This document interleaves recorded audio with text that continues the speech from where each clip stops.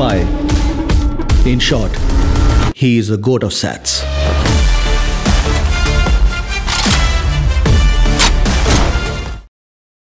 பாலகங்காதரா அவர் தான் வந்து என்ன பண்ணுறாரு அப்படின்னாக்கா வீதி உலா கடலில் கரைக்கிறது இந்த எல்லா விஷயமும் வந்து அவர் துவங்கி வச்சு தான்.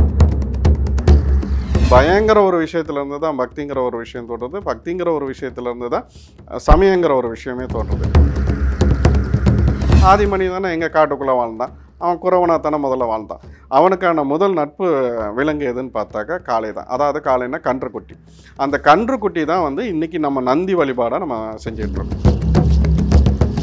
யானையை தான் வந்து நம்ம வந்து கணபதியை வழிபாடு செய்யப்படுறோம்.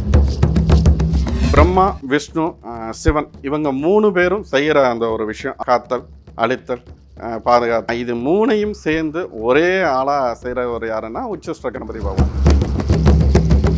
மாந்திரியத்தில் இறங்கினாவே அதுவும் உச்சிஷ்ட கணபதி பகவானை தொட்டானாவே அவனுக்கான அந்த வாக்கு பலிதங்கிறது குழந்தை பேர் இல்லாதவங்க இந்த கோயிலுக்கு சென்று வழிபாடு செஞ்சாக்க கண்டிப்பாக அவங்களுக்கான குழந்தை பேர் அடுத்த வருஷம் உங்கள் குழந்தைய எடுத்துகிட்டு அந்த கோயிலுக்கு போகிறதுக்கு உண்டான இவரோட தும்பிக்கைங்கிறது வந்து அந்த அம்மாவோட யோனி பகுதியில் இருக்கு.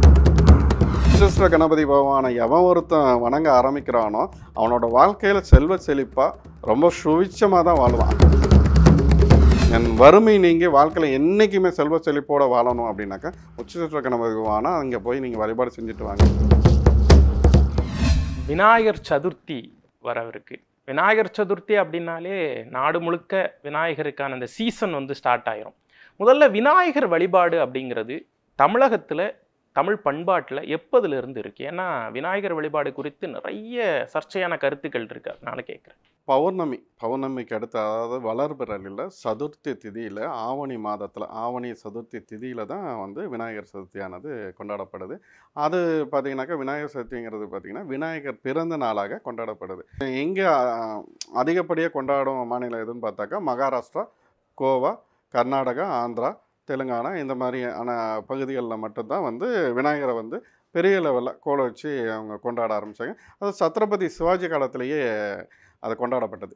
இந்த நூற்றாண்டில், அதாவது 20ஆம் நூற்றாண்டில், போன நூற்றாண்டில் யார் இதை வந்து பெரிய லெவலில் அதாவது ஊர்வலமாகவும் பேசும்படு பொருளாகவும் கொண்டு வந்தது யாருன்னாக்கா நம்ம ஒரு இந்திய தேசியவாத காங்கிரஸ் தலைவர் பாலகங்காதரா. அவர் தான் வந்து என்ன பண்ணுறாரு அப்படின்னாக்கா 1893 தான் அந்த முதல் அதாவது சர்வஜன கணபதி உற்சவம்னு சொல்லிட்டு ஒரு விழாவையே அவர் கொண்டாடுறாரு.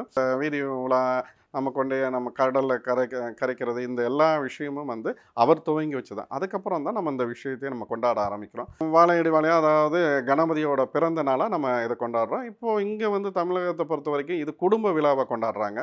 மற்ற மாநிலங்கள்லாம் வந்து பார்த்திங்கன்னா இது பொதுஜன விழாவாக தான் கொண்டாடுறாங்க. இது 10 நாள் விழா. விநாயகர் நம்ம தமிழ் குடிக்கான தெய்வமா அப்படின்னு பார்த்தாக்க இப்போ பொதுவாக பார்த்தாக்க இருவேறு கருத்து இருக்குது. ஏன்னா ஆன்மீகம் சரி, சித்தர்களும் சரி, இதுக்கெல்லாம் வித்துட்டதுன்னா நம்ம தமிழ் குடி தான். இதுக்கப்புறம் பார்த்திங்கனாக்கா நம்ம திபெத்தில் இருந்து தான் அந்த ஆன்மீகங்கிறது 2வது வளர்ச்சி பெறுது. அதாவது பயங்கர ஒரு விஷயத்துலேருந்து தான் பக்திங்கிற ஒரு விஷயம் தோன்றுறது, பக்திங்கிற ஒரு விஷயத்துலேருந்து தான் சமயங்கிற ஒரு விஷயமே தோன்றுறது. இப்போ இதுக்கெல்லாமும் அந்த சமயம், இந்த பக்திக்கெல்லாம் வந்து முதல்ல ஆதி மனிதன் யாரை வணங்க ஆரம்பித்தான்னா இயற்கையை தான், இந்த பஞ்சபூதங்களை தான் வணங்க ஆரம்பித்தான். இந்த பஞ்சபூதங்கள் தான் வந்து நம்மளோட ஆதிசக்திக்கு மூலாதாரமே அதுதான். இப்போ இந்த பக்திக்கு நமக்கு ஒரு உருவம் தேவை அப்படிங்கும் போது தான் நம்ம முதல்ல ஆதி மனிதன் யாரை வணங்குறா, இன்றைக்கி தான் நம்ம சிலையாக வச்சு நமக்கு ஒரு உருவம் தேவைப்பட்டது. அதுக்காட்டி உருவத்தை வச்சு வணங்குறோம். ஆதி மனிதன் எதை வணங்குறான் அப்படின்னு பார்த்தாக்கா காளையை வணங்குறான். ஆதி மனிதனை எங்கள் காட்டுக்குள்ளே வாழ்ந்தான், அவன் குறவனாத்தானே முதல்ல வாழ்ந்தான். அவனுக்கான முதல் நட்பு விலங்கு எதுன்னு பார்த்தாக்கா காளை தான். அதாவது காளைன்னா கன்றுக்குட்டி. அந்த கன்றுக்குட்டி தான் வந்து இன்றைக்கி நம்ம நந்தி வழிபாடாக நம்ம செஞ்சிட்ருக்கோம். இப்போ அதுக்கப்புறம் என்ன அப்படின்னு பார்த்தாக்கா முருகனோட வாகனம், முருகனோட மயிலைத்தான் வந்து முருகனோட வாகனமாக நம்ம கொண்டாடிட்டுருக்கோம். அதுக்கு ஒரு உருவம் தான் நான் வந்து மயிலை வணங்கினாவே அதுக்கு உண்டான எல்லா பலனும் கிடைக்கும். அப்புறம் அந்த பாம்புக்கு ஒரு உருவம் தேவை, அதை வந்து ஒரு பாதுகாப்பான ஒரு இடம் தேவைன்னா சிவனோட கழுத்தில் கொண்டு போய் உட்கார வச்சோம். பன்றி தான் வந்து இன்றைக்கி கேளல் தெய்வமாக நம்ம வணங்கக்கூடிய வராகி அன்னையை நம்ம வழிபாடு செய்கிறோம். இப்படி ஒவ்வொன்றுக்கும் இங்கே பார்த்திங்கன்னா சிங்கம், புலி, சிங்கத்தை வந்து நம்ம வணங்குற அந்த முத்துமாரியம்னு, பாகம்பரியல் இந்த மாதிரியான தெய்வத்துக்கு வாகனமாக, அதாவது இந்த நம்ம சொல்கிற அந்த புலியாக இருந்தாலும் சரி, புலியை கொண்டு வந்து துர்க்கைக்கு வாகனமாக வச்சாங்க. அந்த மாதிரி ஒவ்வொரு தெய்வத்துக்கும் யானை, இப்போ இங்கே முக்கியமாக இங்கே வரப்போனீங்கன்னா யானை, அந்த காட்டுக்கு அதிபதி யார் அப்படின்னு பார்த்தாக்கா, காட்டு அனைத்து சக்தியும் கொண்ட ஒரு பெரிய பிரம்ம ஸ்தாரகன் யாருன்னு கேட்டாக்கா நம்ம கணபதி பகவான் தான். யானையை தான் வந்து நம்ம வந்து கணபதியை வழிபாடு செய்யப்படுறோம். இந்த இயற்கையில் நம்ம கூட அவங்க கூட அந்த ஆதிக்குடி மக்கள் கூட ஒன்றி வாழ்ந்த இந்த விலங்குகளை தான் முதல்ல பார்த்தீங்கன்னாக்கா தெய்வமாக வழிபாட ஆதிக்குடி மக்கள் வந்து அந்த மாந்தர் வழிபாடை செய்ய ஆரம்பித்தான். அந்த மாந்தர்கள் வழிபாடு செஞ்சது அதுக்கு ஒரு மறுபடி மேலும் ஒரு உருவம் தேவைப்பட்டது. அதைத்தான் வந்து இன்றைக்கி நம்ம முருகருக்கு ஒரு சிலையாகவும், சிவனுக்கு ஒரு சிலையாகவும், கேளல் நம்ம அன்னைக்கு ஒரு சிலையாகவும், மற்ற ஏனைய தெய்வங்களுக்கு ஒரு சிலையாகவும் வச்சு வழிபாடு செய்கிறோம். இதுதான் நமக்கான முதல் தெய்வமே. இந்த நம்ம இயற்கையோட ஒன்றியான தெய்வம், மனிதர்களோட சேர்ந்து வாழ்ந்த தெய்வம். இதைத்தான் வந்து நம்ம வந்து தெய்வமாக வழிபாடு பண்ணுறோம். இதை வந்து இங்கே நம்ம வாழையடி வாழையாக இது கொண்டானா வெளியிலேருந்து வந்து இவங்க கூட நம்ம தமிழ் குடி கூட வேறு எந்த ஒரு விஷயத்தையும் இங்கே கொண்டு வந்து சேர்க்க முடியலைங்கும் போது பிற மனிதர்கள் என்ன பண்ணுறாங்க, அப்போ நம்ம இது கூட ஒன்றி போகிறதுக்கு ஒரு சில விஷயத்தை கொண்டு வந்து இங்கே புகுத்துறாங்க. இங்கே கணபதிங்கிற ஒரு வழிபாடும் அந்த யானை வழிபாடு அந்த கஜமுகநாதன் அவனோட வழிபாடே வந்து இங்கே இருந்து தோன்றதா ஒழிய வேறு எங்கேயும் கிடையாது. இதற்கப்புறம் இந்த ஆன்மீகத்துக்கு வித்திட்டது எங்கன்னா நான் அந்த திபெத்துங்கிறது ஒரு இடம் தான். இதில் பார்த்தீங்கன்னாக்கா கணபதியை எடுத்துக்கிட்டாக்கா அவருக்கு 32 அவரோட உருவங்களில் 32 உருவங்களை நம்ம கொண்டாடப்படுறது. அதெல்லாம் முதன்மையானவன் யாருன்னு கேட்டாக்கா உச்சிஷ்ட கணபதி பகவான். கணபதியில் இந்த 32 வழிபாட்டு முறைகள் இருக்குது. அதாவது நம்ம அவரை பிம்பமாக வச்சு நம்ம வழிபாடு செய்கிறோம். இதுதான் அந்த கணபதியோட வழிபாடோட தாத்பரியம். இப்போ இந்த உச்சிஷ்ட கணபதி அப்படிங்கிறவர் தான் இப்போ எல்லா தெய்வங்களுக்கும் நிறைய வகைகள் இருந்தாலும் தலஸ்தானம் அப்படிம்பாங்க, ஒரு தலைமை அப்படின்னு சொல்லிட்டே இருப்பாங்க. இப்போ சிவபெருமானுக்கு இப்போ தமிழ்நாட்டிலேயே நிறைய கோயில்கள் இருந்தாலும் அருணாச்சலேஸ்வரர் அப்படிங்கிறது ஒரு தலைமையான சாமி அப்படின்னு நம்ம நினைக்கிறோம். அதே மாதிரி இந்த உச்சிஷ்ட கணபதி தான் மெயின், அதாவது ஃபஸ்ட்டு கடவுள்னு எடுத்துக்கலாமா கணபதி வகையறால? அதாவது இப்போ நீங்கள் சொல்கிறது இப்போ சிவனை பற்றி நீங்கள் குறிப்பிடுறீங்க. அதாவது ஆக்கல், அழித்தல், காத்தல், இது மூணுமே பிரம்மா, விஷ்ணு, சிவன் இவங்க 3 பேரும் செய்கிற அந்த ஒரு விஷயம். அதாவது காத்தல், அழித்தல், பாதுகாத்தல், இந்த ஒவ்வொரு விஷயத்தையும் இந்த 3 விஷயத்தையும் ஒவ்வொருத்தரும் தனித்தனியாக செய்கிறாங்க. ஆனால் இது 3ஐயும் சேர்ந்து ஒரே ஆளாக செய்கிறவர் யாருன்னா உச்சிஷ்ட கணபதி பகவான். உலகத்தில் பார்த்திங்கன்னா எந்த ஒரு யாராலையும் காக்க முடியாத ஒரு விஷயத்தை, யாராலும் செய்ய முடியாத ஒரு காரியத்தை உச்சிஷ்ட கணபதி பகவான் செஞ்சிருவார். அந்த உச்சிஷ்ட கணபதி பகவானோட உபாசகன் அவனோட உபாசகன் ஒரு இடத்துல காலடி வைக்கிறான்னா அந்த இடத்துல பில்லி சூன்யமோ இல்லை மாந்திரிக கோளாறு மற்ற என்ன பிரச்சனை இருந்தாலும் அவனுக்கு வேறு இந்த நம்மளை உடற்கட்டு போட்டுவிட்டோ மற்ற விஷயங்கள் செஞ்சுட்டோ நம்ம போய் நிற்கணும். அவன் போய் நிற்கிற இடம் அவனோட வாக்கும் சரி ரொம்ப பலிதமாக இருக்கும். அவன் போய் நிற்கிற இடம் சரி என்ன மாதிரியான துராத்மாக்கள் இருந்தாலும் அந்த இடத்த விட்டு ஓட ஆரம்பிச்சிடும். அந்தளவுக்கு அவருக்கான பெரிய லெவலில் சக்தி இருக்குது.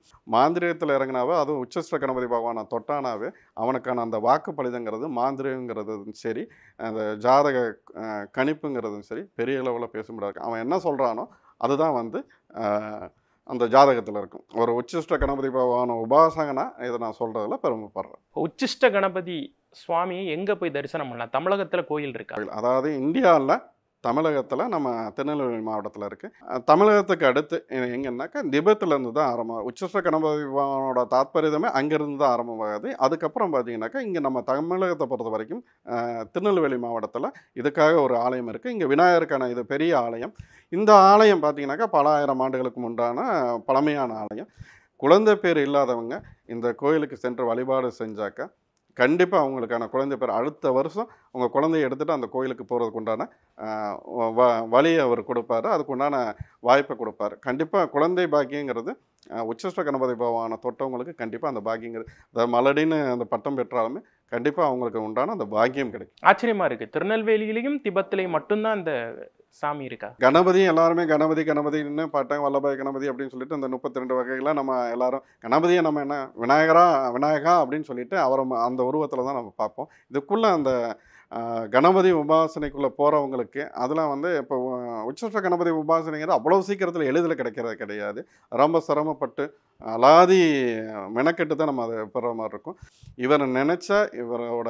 அவர் நினைக்கிற காரியத்தை நினைச்ச மாதிரி செய்து முடிப்பார். அந்த அளவுக்கு வல்லமை உள்ளவர். ஒரு யானையோட பலம் எந்த அளவுக்குன்னு உங்களுக்கு இருக்குங்கிறது எனக்கு தெரியல. ஆனால் அந்த அளவுக்கு குழந்தை மனது உடையவர், அந்த அளவுக்கு வல்லமையும் உடையவர். இப்போ உச்சிஷ்ட கணபதியுடைய உருவ அமைப்பு இப்போ நம்ம பார்க்குறோம் ஒவ்வொரு கணபதியுமே ஒரு அமைப்பில் இருக்காங்க. அப்படிங்கிறப்ப உச்சிஷ்ட கணபதி அவர்களுடைய அந்த உருவ அமைப்பு எப்படி இருக்கும்? சாதாரண கணபதி போல தான் இருப்பார். என்ன அதில் ஒரு விஷயம் அப்படின்னு பார்த்தாக்கா, அவரோட தொடைப்பகுதியில் தாராதேவி, ஸ்ரீ தாராதேவிங்கிறவங்க அந்த அம்மா வந்து அவரோட தொடைப்பகுதியில் தான் இருப்பாங்க. இவரோட அந்த துதிக்கை தும்பிக்கைங்கிறது வந்து அந்த அம்மாவோட யோனி பகுதியில் இருக்கும். இன்றைக்கி இந்த ஃபோட்டோ வந்து பல பேர் அவங்க பார்த்தது கிடையாது. நம்ம வேணால் பொதுமக்களுக்காக கலாட்டாடிவன் பக்தர்களுக்காக நம்ம அதை கொடுக்கலாம். இந்த படங்கிறது வந்து வெளியில் யாருமே அதை பார்த்ததில்ல. அது அவங்க வித்தியாசமாக இருக்கிறதுனால அதை தொட்டது. ஆனால் உச்சிஷ்ட கணபதி பகவானை எவன் ஒருத்தன் வணங்க ஆரம்பிக்கிறானோ அவனோட வாழ்க்கையில் செல்வ செழிப்பாக ரொம்ப சுவிட்சமாக தான் வாழ்வான். அந்தளவுக்கு அவர் வந்து அருட்கடாட்சம் நமக்கு நம்மளோட வாழ்க்கையை மாற்றக்கூடிய ஒரு மனிதர்.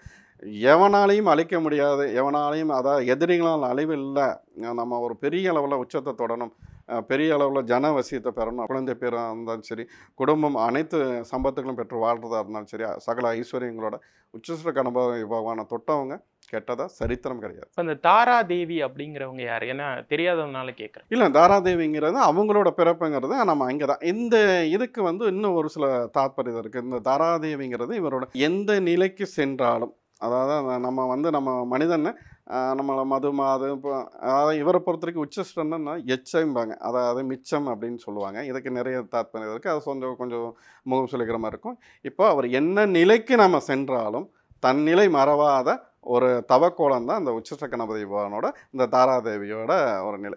இப்போ இந்த தாராதேவியை நம்ம என்ன நிலையில் நம்மளோட ஒரு சில கடவுளை நம்ம பார்க்கும்போது இந்த உருவத்தில் நமக்கு தெரிஞ்சது, இந்த கலரில் தெரிஞ்சது அப்படிம்பாங்க. தாராதேவியை நம்ம வணங்கும் போது அதோட வண்ணங்கிறது ஒவ்வொரு ரூபத்தில் தெரிய ஆரம்பிக்கும். அதாவது சிகப்பு, மஞ்சள், பச்சை, இந்த மாதிரி இந்த நமக்கு அந்த சம்பளம் ஒவ்வொரு அஷ்டகர்மத்தில் இருக்கிற அந்த ஒவ்வொரு விஷயத்துக்கும் அவள் என்ன கலரில் நமக்கு தெரியலாம், அதுக்கு உண்டான அந்த பலனுங்கிறது இருக்கும். இந்த தாராதேவிக்கான பிறப்பு எல்லாமே பார்த்தீங்கன்னாக்கா நான் சொன்ன அந்த திபேத்துங்கிற அந்த ஒரு இடத்துல இருந்து தான் வருது. உச்சிஷ்ட கணபதினா இதுக்கான மூலாதாரமே அங்கே இருந்து தான் ஆரம்பமாகுது. இந்த தாராதேவியை இந்த மாதிரி வழிபாடு செஞ்சோன்னா அதுக்கு உண்டான பலன் கிடைக்கும். இப்போ நீங்கள் சொன்ன திருநெல்வேலியில் இருக்கக்கூடிய கோவிலோட எக்ஸாக்ட் லொக்கேஷனை சொல்ல முடியுமா? ஏன்னா மக்கள் பார்த்து தெரிஞ்சுக்கட்டுமே. உச்சிஷ்ட கணபதி பகவான் கோயில் வந்து தமிழ்நாட்டில் திருநெல்வேலி மாவட்டத்தில் பார்த்தீங்கன்னாக்கா அங்கேருந்து ஒரு 2 கிலோமீட்டர் தூரத்தில் மணிமூர்த்தீஸ்வரங்கிற இடத்துல அமையப்பெற்றுள்ளது.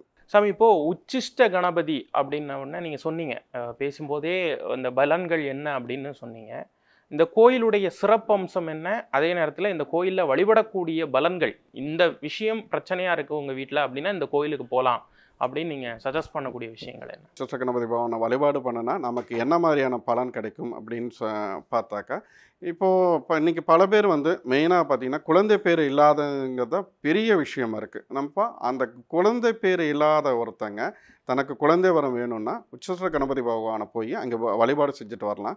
அதாவது திருநெல்வேலி மாவட்டத்தில் இப்போ நம்ம குறிப்பிட்ட இடத்துல போய் வழிபாடு செஞ்சுட்டு வந்தாக்கா இவங்களுக்கான குழந்தை பேருங்கிறது கண்டிப்பாக உண்டு.